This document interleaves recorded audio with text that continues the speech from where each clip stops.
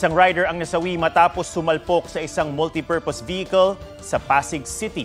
Sa kuha ng CCTV, maluwag ang daloy ng trapiko sa Amang Rodriguez Avenue nang biglang sumalpok sa papalikong MPV ang paparating na motorsiklo.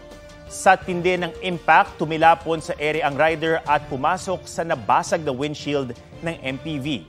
Ayon sa kaibigan ng rider, pauwi na sana ang biktima matapos ihatid ang anak sa trabaho.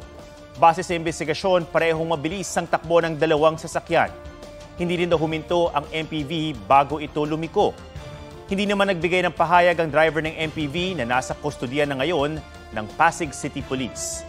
Niyahanda na ang reklamong reckless imprudence resulting in homicide and damage to property laban sa kanya.